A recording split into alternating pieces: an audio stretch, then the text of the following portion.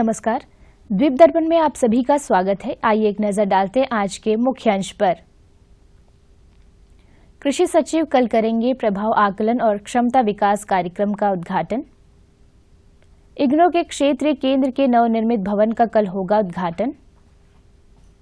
और जिला परिषद अध्यक्ष ने सामुदायिक भवन के निर्माण की आधारशिला रखी। अब द्वीप दर्पण विस्तार से। आकाशवाणी हमेशा विशेष रूप से कृषि के क्षेत्र में विकास संचार में अग्रणी रहा है और देश में हरित क्रांति में एक मशाल वाहक रहा। वर्ष 2004 में किसान वाणी 97 स्टेशनों के माध्यम से आधे घंटे का रेडियो कार्यक्रम पूरे भारत में लॉन्च किया गया। भारत सरकार के कृषि एवं किसान कल्याण मंत्रालय द्वारा प्रायोजित कार्यक्रम का उद्देश्य कृषक समुदाय को नए नवाचारों, ज्ञान, कौशल, कृषि और संबद्ध क्षेत्रों में विकास और वैज्ञानिक तकनीकों के बारे में शिक्षित करना है।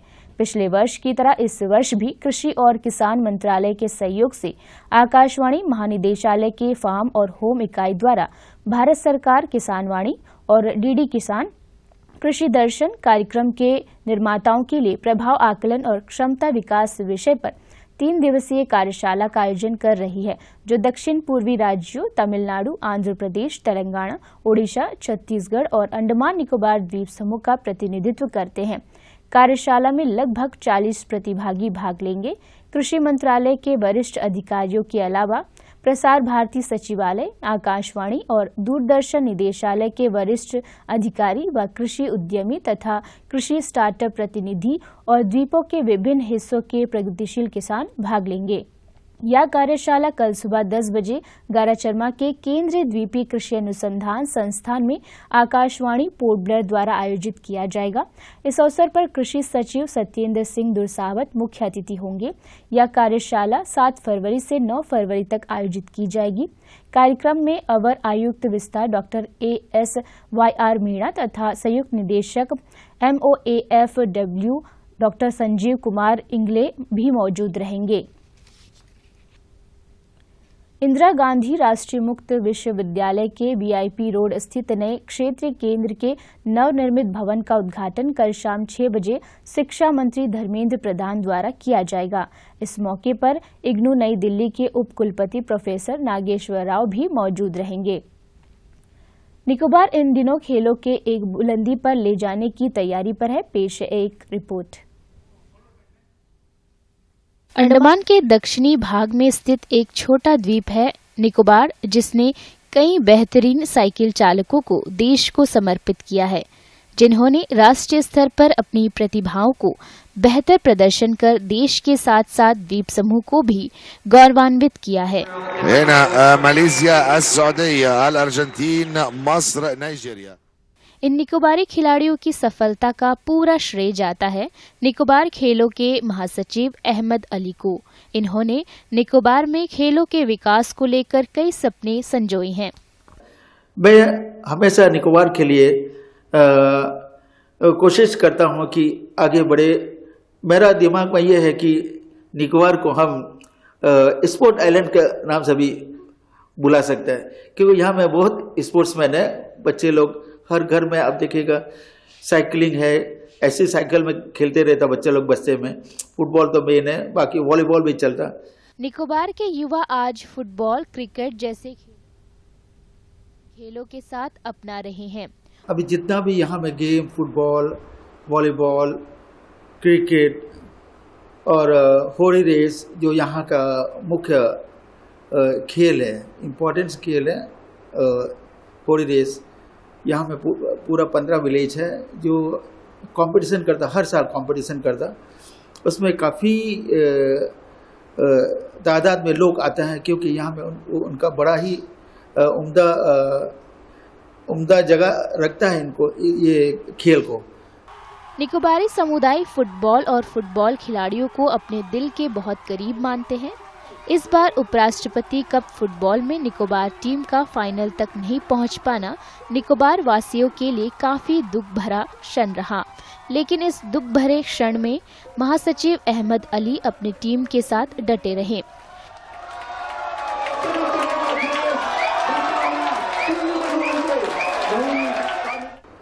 इस वक्त जो वाइस प्रेसिडेंट का फुटबॉल टूर्नामेंट है मेरा ही सिलेक्शन था जो बच्चों लोग का जो खेला है।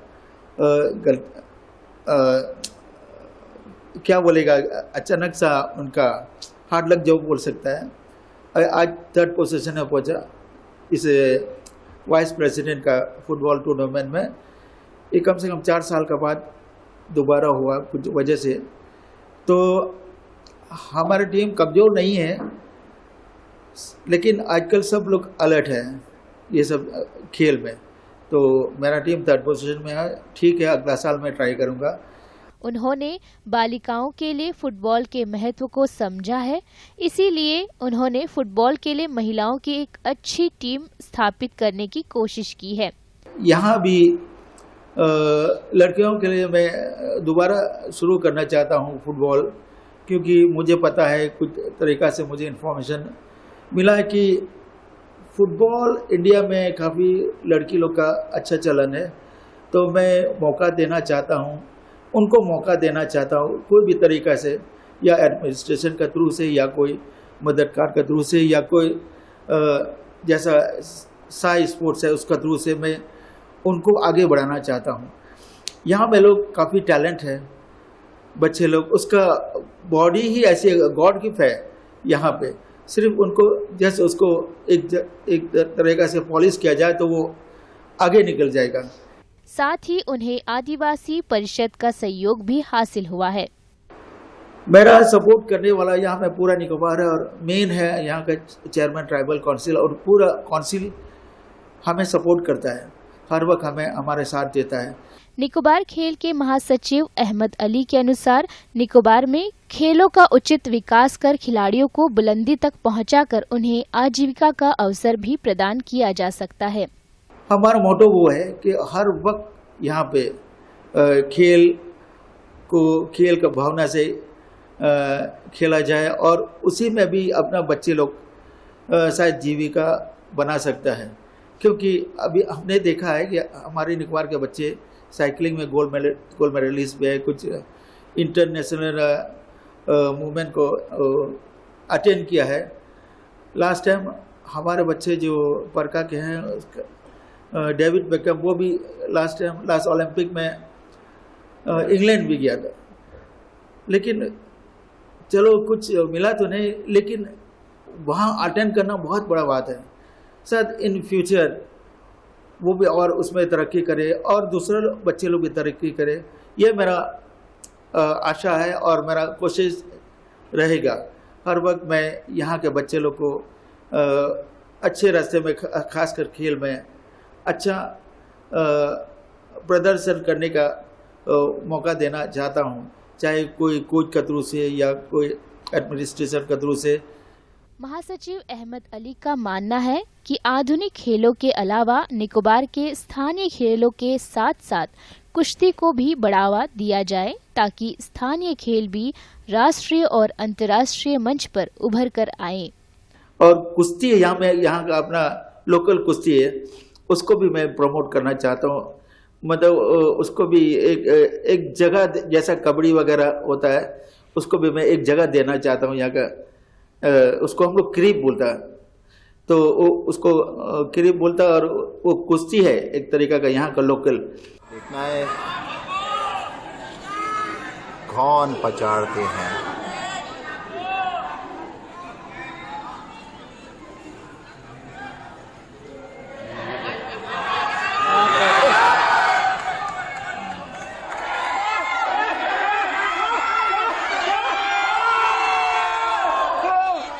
तो क्यों ना हम उसको प्रमोट करें, और जो भी बाकी है कुछ इंडिजिनियस गेम है, वो भी हम लोग करते हैं यहाँ पे। तो हर साल मैं सारा गेम को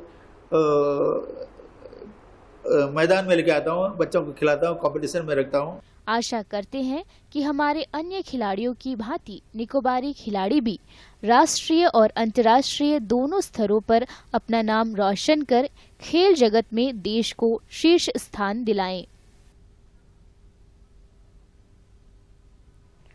निकोबार जिले की उपायुक्त ज्योति कुमारी ने कल कार निकोबार में जिला कार्यालय के परिसर में ईवीएम प्रदर्शन केंद्र का उद्घाटन किया। ईवीएम प्रदर्शन केंद्र सभी स्थानीय नागरिकों को इलेक्ट्रॉनिक वोटिंग मशीनों के कार्यप्रणाली के बारे में अनुभव और जानकारी प्राप्त करने का अवसर प्रदान करता है, जिससे मतदान प्रणाली की समझ को बढ़ावा मिलता है। जिला ईवीएम प्रदर्शन केंद्र सभी कार्य दिवसों में सुबह 9 बजे से शाम 5 बजे तक कार्य करेगा। निकोबार के उपायुक्त ने आम जनता और जनजातीय नेताओं से अनुरोध किया है कि वे ईवीएम के व्यवहारिक अनुभव के लिए केंद्र में आए और चुनावों के दौरान ईवीएम की कार्यप्रणाली सुनिश्चित करें। दक्षिण अंडमान के शोलबे 8 में पिछले वर्ष 29 अप्रैल को 39 वर्षीय ए मणि नामक व्यक्ति जिरगाटान नाले में मछली पकड़ने गया था, जहां मगरमच्छ ने उस पर हमला किया, जिससे इसकी मृत्यु हो गई। संकट में परिवार की सहायता करने और उन्हें आजीविका के साधन खोने के आघात से बाहर लाने के लिए दक्षिण अंडमान जिला उपायुक्त ने मृतक ए मणि के परिवार के सदस्य को वित्तीय सहायता के रूप में 1,50,000 रुपए की अनुग्रह राशि प्रदान करने की मंजूरी दी है। दक्षिण अंडमान जिला परिषद के अध्यक्ष संजय कुमार सिंह ने 3 फरवरी को लिटिल अंडमान के वीकेपुर में सामुदायिक भवन के निर्माण की आधारशिला रखी। इस अवसर पर दक्षिण अंडमान जिला परिषद के उपाध्यक्ष भूमिनाथन, जिला परिषद सदस्य असमंजा हलदार, पंचायत समिति के प्रमुख परमनाथन और ग्राम प्रधान परिमल चंद्र मंडल, PRI सदस्य और बड़ी संख्या में क्षेत्र के लोग उपस्थित थे। विम्बरलीगंज शैक्षणिक जोन में भारत स्काउट्स एंड गाइड स्कंद का 5 दिवसीय आवासीय शिविर का समापन आज राजकीय माध्यमिक विद्यालय कन्यापुरम में आयोजित किया गया। कल शाम कैंप फायर का आयोजन हुआ। इस मौके पर जिला मुख्य आयुक्त और उप शिक्षा अधिकारी विम्बरलीगंज संगीता चंद मुख्य अतिथि थी, जबकि कन्यापुरम ग्राम पंचायत के प्रधान अब्दुल बसीर, विम्बरलीगंज ग्राम पंचायत के प्रधान वेंकटराम बाबू, उप शिक्षा अधिकारी के कार्यालय अधीक्षक के अब्दुल कादर, कन्यापुरम राजकीय माध्यमिक विद्यालय के प्रभारी बिंदु सुरेश विशेष अतिथि के रूप में मौजूद रहे। इस आवासीय शिविर में विम्बरलीगंज शैक्षणिक जोन के 13 विभिन्न स्कूलों के 12 स्काउट्स मास्टर तथा 10 गाइड कैप्टनों सहित 181 स्काउट्स तथा गाइडों ने भाग लिया। शिविर के दौरान नई दिल्ली के BSMG भारतीय स्काउट्स एवं गाइड के राष्ट्रीय मुख्यालय द्वारा प्रस्तावित पाठ्यक्रम प्रथम सोपान तथा द्वितीय सोपान पर स्काउट तथा गाइडों को शिक्षित किया गया। शिविर के दौरान रंगारंग सांस्कृतिक कार्यक्रम आयोजित किया गया। पाठ्यक्रम की लीडर SP चंद्रमौली ने शिविर रिपोर्ट पेश की तथा शिविर कमांडर समीर कुमार दास ने धन्यवाद ज्ञापित किया। दूरसंचार सेवाओं के उपभोक्ताओं को उनके अधिकारों और सेवा संबंधी मुद्दों के बारे में जागरूकता लाने के उद्देश्य से भारतीय दूरसंचार नियामक प्राधिकरण का कोलकाता स्थित क्षेत्रीय कार्यालय पोर्ट ब्लेयर में दूरसंचार विभाग के क्षेत्रीय कार्यालय के सहयोग से 8 फरवरी को फ्रारगंज पंचायत सामुदायिक हॉल में फ्रारगंज और आसपास के क्षेत्र के दूर संचार और प्रसारण सेवा उपभोक्ताओं के लिए एक उपभोक्ता आउटरीच कार्यक्रम आयोजित करेगा। केंद्र द्वीपीय कृषि अनुसंधान संस्थान द्वारा पशुपालन एवं पशु चिकित्सा सेवा निदेशालय के सहयोग से 29 जनवरी से 1 फरवरी तक उत्तर व मध्य अंडमान में वैज्ञानिक पशुधन कृषि पर प्रशिक्षण व जागरूकता कार्यक्रम आयोजित किया गया। पहला प्रशिक्षण रंगत तहसील के पर्णशाला गांव में आयोजित हुआ। इस प्रशिक्षण कार्यक्रम में कैरी के पशु विज्ञान प्रभाग के वरिष्ठ वैज्ञानिकों डॉक्टर PA बाला तथा डॉक्टर अरुण कुमार डेन के साथ वरिष्ठ पशु चिकित्सा अधिकारी डॉक्टर सतीश कुमार ने प्रतिभागियों को प्रशिक्षण दिया। इस मौके पर 60 प्रतिभागियों सहित पर्णशाला गांव के प्रधान तथा रंगत पंचायत समिति के सदस्य मौजूद रहे। प्रधान तथा पंचायत समिति सदस्य ने प्रतिभागियों को वैज्ञानिकों के साथ बातचीत कर कार्यक्रम से अधिक लाभ उठाने के लिए प्रेरित किया।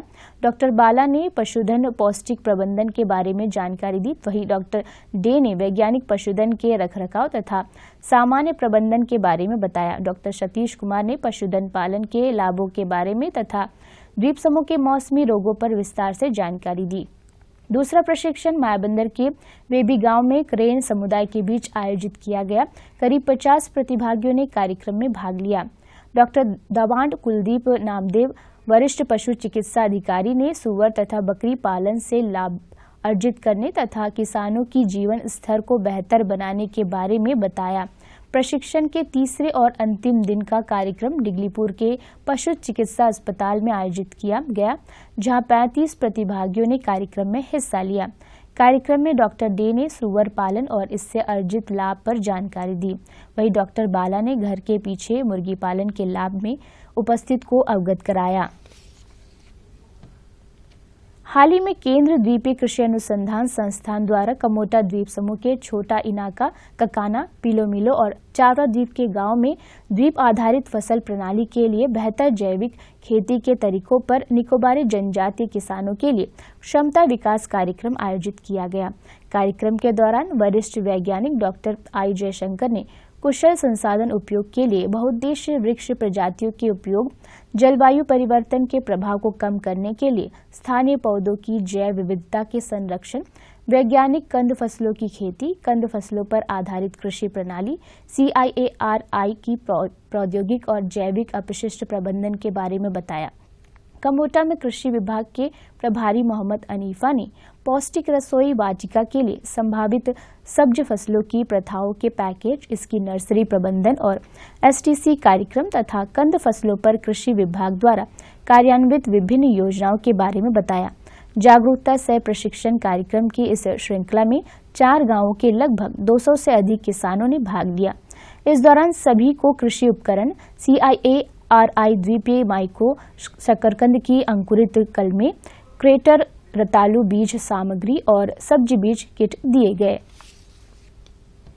VVR फाउंडेशन द्वारा Nicobar games and sports association के सहयोग से 1 फरवरी को मूस कैथेड्रल चर्च के खेल मैदान में 22 आयु वर्ग के तहत लड़कों के लिए VRR फुटबॉल चैंपियनशिप का आयोजन किया गया। इस अवसर पर कार निकोबार के चीफ कैप्टन लियोनार्डो निकोमेड मुख्य अतिथि थे। इस मौके पर निकोबार खेल के महासचिव अहमद अली भी मौजूद रहे। फाइनल मुकाबला किन्योका और मूस के बीच खेला गया। इसमें मूस ने किन्योका को 3 के मुकाबले 5 गोल से पराजित किया। किन्योका टीम को उप विजेता की ट्रॉफी प्रदान की गई और विजेता टीम मूस को भी ट्रॉफी प्रदान की गई। निकोबार के चीफ कैप्टन ने खेल के समापन की घोषणा की।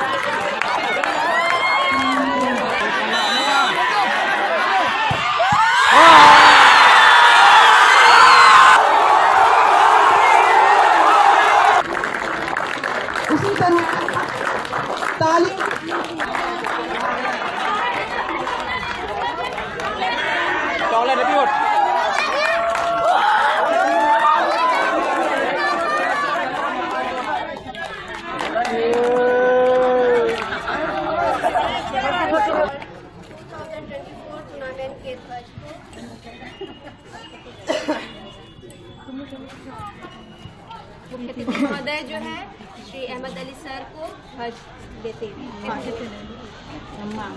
I declare the VRR Social Memorial Championship 2024 closed.